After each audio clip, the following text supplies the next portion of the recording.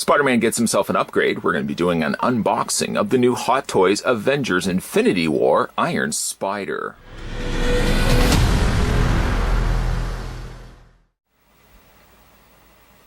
This box has just arrived in the mail. We're going to go ahead and get this opened up. Now, I do want to stress this isn't going to be the actual review. This is just me opening up the box, kind of like what I did with Spider-Man-Homecoming, and having a look at the figure, having a look at the contents, and all that other good stuff. And then, if you guys want to stay tuned at a later date, I'm going to do a more in-depth review of the Spider-Man figure, of course, once I've had a chance to kind of have a look at it. But this is sort of just my initial feelings of the figure. I thought that the Spider-Man Homecoming figure was really a well-done figure. I thought the likeness looked really good of Tom Holland, and hopefully, again, we'll see what the Iron Spider looks like. Without further ado, I'm going to go ahead and get this opened up. I really only have done one of two things here. I've cut the tape, of course, for the main mailer box, which I can, of course, put to the side. And then the other thing, just move that all out of the way here. The other thing, of course, well, the other thing, I say of course, but the other thing I've done also as well is that I have just kind of opened up the initial, I pulled out the tray, I just kind of looked at the stuff, but I really haven't spent any time, digesting, kind of examining Spider-Man as a whole, and that's kind of what this early unboxing is going to be. Now, is it going to be a lot better than the Spider-Man Homecoming figure? That's certainly debatable, because after all, the other figure, I think for fans of Spider-Man, you probably will be liking the more classic outfit. This is, of course, the Iron Spider costume from Infinity War. And I guess actually just before we open it, here's what the box looks like. It's the Iron Spider 1/6 scale collectible figure, product code is MMS 482. And nice artwork there featured also on the front. Not sure if you can also see it there, but there's the Avengers logo. Up at the top, we've got Iron Spider, a carryover of his little arms, the robotic arms on the sides, and there's actually even the Infinity Gauntlet right there as well. This is all also raised, which you probably may not be able to tell. I got a little bit of felt here as well, but this is all raised. It does look like, yes, the Avengers logo is also raised, or at the very least, the A is raised. And down below as well, we've got Avengers, Infinity War, and Iron Spider. All, again, font that's lifted a little bit higher up from the rest of the box. There's the back of the box. The Hot Toys Presents Movie Masterpiece Series 1/6 scale collectible figure Avengers Infinity War Iron Spider MMS 482. The cast and crew responsible for making and producing this figure. This will also slide off, which I guess I probably should have also shown before we start opening up and getting all the contents out. As you can see, visibly there is Spider-Man, the Tom Holland or Peter Parker alternate head sculpt. And it comes also what looks to be a secondary head sculpt. I believe one does light up, one doesn't light up. It does have the mask in which he can hold in his hand. A lot of people really did ask me when I did the unboxing of the Spider-Man Homecoming figure, how come I didn't show that the mask went, in fact, over top of his head. And the honest truth is, it didn't go over top of his head. Even in the instructions, it said, don't try to stretch it and fit it over top of Spider-Man's head, because it just won't fit. Okay, so we've got the box. Again, there's the open window right there. You've got Avengers Infinity War down below. I'm actually just going to move all of this stuff away as well. And we'll just put that away there. Now we've got two sections. We've got the spider arms. And the spider arms appear to be, in fact, plastic. Those are going to peg into Spider-Man's back torso. And I guess these just untab from the back card. So we're just going to lift those off. Just a whole lot of packaging happening here. And I guess while we're also at it, I can lift these up. See if I can get the arms completely out. One thing I have noticed with the particular figure, here's the arms, by the way. They do have what sounds and looks to be ratcheted joints. They are plastic. One of the big problems I heard a lot of people talking about when it came to the Spider-Man, the Iron Spider figure that we're looking at here, is they didn't like that the pegs were so noticeable on its back. It is, again, ratcheted. Some nice coloring actually on here. The metallic blue mixed with a nice, very vibrant gold. So we got 4 legs, as it did in the movie. Once again, more trays, and more trays. We can just put those to the side. And then we've got, of course, Spider-Man here, figure, some alternate hands, of course, the webbing up at the top there. There is the Tom Holland or Peter Parker head sculpt. 2 heads are better than 1. Various eyes. There is the holding mask, and again, some interchangeable hands. And there's also batteries down there as well. So I am going to lift this. Few people actually felt as if I was a little rough getting the figure out of packaging when I first did the unboxing of the Spider-Man Homecoming figure. I didn't think I was being overly rough, but I don't know, maybe I was. So we got a series of interchangeable hands. I'm going to very easily, carefully take those all out. When I think do the full review, we'll do some comparisons between this and the Spider-Man Homecoming figure, which I actually just got in my display case right now as we speak. Very carefully take off the mask. And once again, yeah, it seamed. I don't know if you can see it right there. This is seamed all the way around. It doesn't have the necessary means. Like, even the neck isn't wide enough, really. It would probably involve you having to take like a knife or seam ripper, if you know somebody that sews, and just kind of remove the seam right there. Believe you me, for what would end up happening is you probably would just have a really, really loose mask that not only would fit over top of Peter's head, but it would just sit way too loose. It just wouldn't. It would defeat the purpose completely.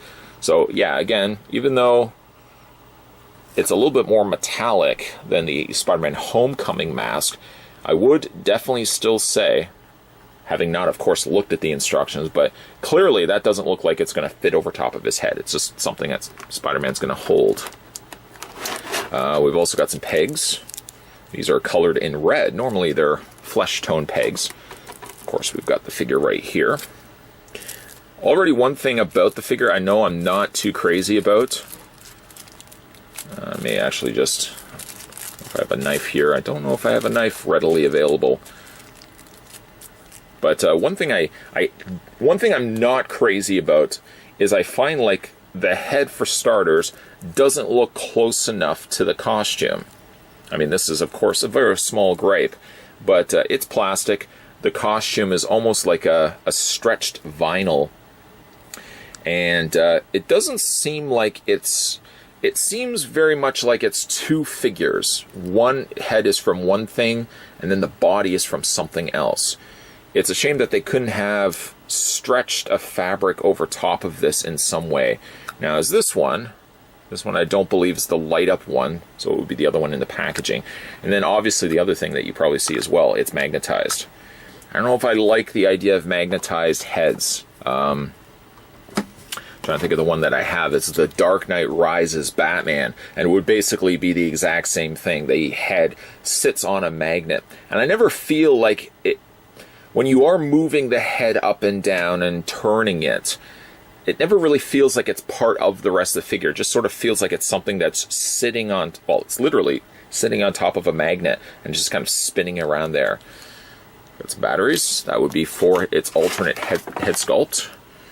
And I'm going to very, very carefully take out the 2 heads. There's a Spider-Man head. There is the Tom Holland head sculpt. We've also got, I'm just going to move the felt out of the way here. And again, this is only just the immediate unboxing. I wanted to really just kind of give my initial feelings of what I think of the figure.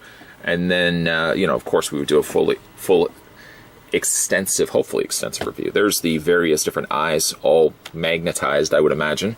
The various webs, all of which we've seen before with other Spider-Mans. The Spider-Man Homecoming figure had the exact same webbing. And that's really about it for this tray. Got some instructions down below. I'm going to very carefully read that when it comes time to actually get around to playing with the figure. And of course, we will get into a more in-depth review at a later date, but here is the, I guess that would be a hexagonal display stand with the Avengers Infinity War, which is a raised font. I like that. Iron Spider on the front of that. Not quite on a metallic placard, but still an Iron Spider on the front. And then we've got the Avengers logo there up at the top there. Kind of like the celestial sort of cloud that they've got on the top there. And then this would just attach to the top. And this looks obviously like a wire frame, so this will be able to adjust if you want to have the figure a little bit more dynamically posed. Then we will have a look at the Tom Holland head sculpt. You know, it does actually look like it's the exact same head sculpt. I can't think, looking at it, and we'll compare it to the other one in the review, but to be honest, it doesn't look like it's that different.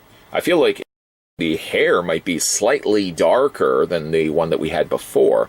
Maybe the skin tone also seems a little bit darker. One obvious thing as well, now that I'm thinking about it, when I did the unboxing or had to even look at the Spider-Man Homecoming figure, I seem to recall that Tom Holland or Peter Parker's eyes were kind of off to the side, looking off to the side. This one here, he's just looking straight forward. So that would be one different correction versus the one that the first one that we had to look at. Nice looking head sculpt. Jokingly, people had said, oh, it actually looks like you're holding Tom Holland's head in your hands. I guess that would be a compliment to Hot Toys. Again, nice looking head sculpt, I have to admit. And then, I'm just going to put that one down here.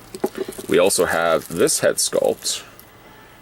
Now here is the one that has the light up eyes. Now, I'm just going to carefully take the head off this one. Just lay him down here for a second. I want to look at the two head sculpts, because I am actually curious. I'm looking at the two. I don't feel like there's much different at all between them, other than the fact that this one lights up and this one doesn't. Kind of falls within the same category as like the Iron Man figures, where you get a helmet that has the flip-up visor, and then Tony Stark's head is inside, and then there's the non-Tony Stark head, the non-visored head, just a regular Iron Man. If they look identical to one another, 9 times out of 10, I usually display the one that's got Tony Stark's face inside, because at any given point, I could just lift the visor up, and I got Tony Stark inside.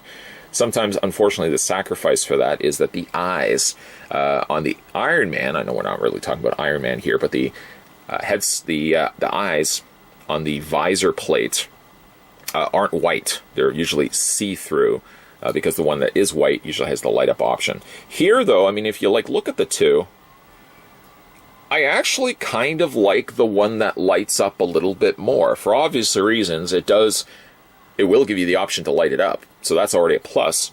But I also kind of like the depth. This one has a little bit more depth to it, as you can see, versus this one right here. This one just, I mean, you get that sort of honeycomb effect on the eyes. This one also has it, but this one's got, it's neat because the way you look at it, if you tilt it back and forth, it does seem like it's a layer. There's something underneath it, and then there's almost a dark outline, like a gray outline around it, whereas this one doesn't have it. It's funny, I probably will end up displaying it with the light up eyes, even if I don't end up ever lighting it up. Or I might just even keep the batteries in there and just turn it on and off as I need it. But yeah, I think I actually like this head sculpt versus this one here, even though looking at them, they look identical to one another. So I'm going to put this one right here. Again, just to show you how that goes over top of the head. It's just magnetized. So, yeah, there you go. And it must be, I guess, magnetized around the outer area. Or maybe this is the magnet, and then this is just a metal ring around it. Because obviously they couldn't put the magnet here, because that's where the battery plate is. Again, like the head sculpt sits on, does kind of, again, look like it's two different types of materials. One is an obvious fabric, and then this one here is the plastic. But there again is the two head sculpts, if you're curious. And then we've got the Tom Holland head sculpt, which is this one right here. It does make like the neck look a little longer, doesn't it? It's kind of awkwardly. I feel like his head should be like right there. Maybe not that close, but I think that's too high. It does seem like it's too long of a neck. As for the rest of the body, we've got, of course, some felt. Just pull those out. Click, click, click. Ratcheted joints, I'm hearing right off the bat. Legs, same idea. Ratcheted joints. Boots look good. I like the sheen on the fabric. And these must be, I guess, where I'm not going to start ripping these apart until I start looking at the instructions. I'm assuming you just pull these out. The holes would be inside. And then you would just take, of course, the spider legs and you would just tab them in place. I don't know why so obviously these have to stick out as much as they do. I guess the logic for Hot Toys is they want to make it sticking out enough so that I guess you can get your finger in there and you're not causing damage to the fabric. I guess that's the only thought I have. It's very noticeable, the fact that it sticks out as much as it does. I'm not crazy about the way the seam line is working here. I don't know if you can also see it too, but as I bend the arm, it's developing a crease right there in the armpit. I don't want to say like the seams look sloppy. I mean, I'm sure it's only because of the material that they're using, but the seam almost looks like just similar to the seam. I'm sure is probably the same type of seam that they use for fabric costumes, but I think it's just because it's this kind of vinyl. Don't even want to say like a pleather, but almost like an imitation. It's probably like a vinyl, like a very tight stretched vinyl. But the seam lines seem more noticeable. They seem also like they bunch up a little bit more here, so I'm not sure if I like that too much. I'm also wondering how far out you can bend these arms. Oh, see, like right here. Now, see, again, like this is all just my initial first opinions of the figure before I start like doing anything with it. I mean, I haven't had the figure out long. You guys have been here this whole time. Seeing this stress line right here. I mean, the bend is actually happening below that. I wonder if that is a stress mark that's developed in the costume. Honestly, I don't know how long this fabric is going to last on this figure. I mean, even like the photos that we've seen for the Iron Spider, even online, bending the arms, you can already, like even in the pictures, you could see how stuff was leaving like a crease in the fabric. I'm also a bit concerned with this part right up here. This is separate from the rest of the costume, and I'm wondering right in there. See how that bent? I'm wondering if that over time is going to start leaving a mark. This may be one of those types of figures where you may have to pose him as like in a museum pose, because anything else, if you bend him and have his arm in an exaggerated pose too long, I'm wondering if it's just going to start leaving these very obvious, awkward looking lines in the costume where you've like left the arm bent. I do like the fact that there's a ratcheted joint. It tells me that the arm is safely moving. I don't know. And the legs. Like the costume does look good. I like the metallic sheen to it. I'm just worried about the longevity of the material, to be honest. I just wish this seam line wasn't so obvious. I mean, I might sound like I'm overly nitpicky, but I mean, really, for a figure that is, you know, well, I guess it would be US, probably be like $250 or so, and then that converts over to Canadian dollars, and then of course the exchange and shipping and all that stuff. This figure probably would have topped over $300 easily. For that, you would want the figure to have some durability to the material. Whether the durability is going to be there is certainly a case. It's just just a measure of time. It's just a measure of time to see if long term we're going to start having any problems with these. The Amazing Spider-Man 2, even though it's not really of the Marvel Universe, but one thing, like that figure looked good initially, but then again, a lot of people after the fact were having problems where like the mask right here was starting to develop like a black smudge line underneath, and that apparently was related to the glue that they used to glue the fabric down. Maybe that's why they didn't use fabric on these helmets or on these heads. Maybe that's what they ended, and that's why they ended up doing it the way that they did by making this all plastic. But I do kind of wish that they could have used the same material, stretched it somehow over top of the mask so it did look like it was the same material. Because like looking at the two, one does stand out a little bit more than the other. It does look like this one's plastic, this one is just a fabric. I'm happy with the head sculpts. Even though, again, I don't feel like this one has changed all that much. I would have to look to the other one to see if that was the case. It's a good head sculpt, though. I mean, I will be curious to see once we get the batteries installed, and it would just be a case of unscrewing that. These are always the trickiest things to get open, especially like the Iron Man. Take that plate off and then trying to get the batteries all lined up. It's never successful. I think maybe now that I have the Iron Spider, I might be inclined to maybe display the Spider-Man Homecoming Spider-Man without the mask. Maybe display him with the Tom Holland head sculpt, and then maybe display the Iron Spider here with like one of these masks. Which I think, again, I'm going to go probably with the one that has the light up eyes, just because it seems like there's a little bit more depth to the eye, if that makes any sense, versus this one right here. As for accessories, there's not really a lot for accessories. Again, you've got some interchangeable hands, kind of like the go-to stuff for Spider-Man. This one's neat because he's got the repulsor blast in his hands. But, I mean, other than really webbing, there's not a whole lot that comes with this guy, other than just, again, like the arms, like the spider legs. I was honestly not even crazy about this costume when I first saw it in the movie. It has grown on me, though. I mean, still part of me kind of wished that for the Iron Spider that they could have given him like the comic Iron Spider costume where it was all red. And then, of course, his eyes would have been like gold to match his spider legs. But this is kind of, again, this is what they went with in the movie. Didn't like it initially. Like it a little bit more now that I've seen Infinity War.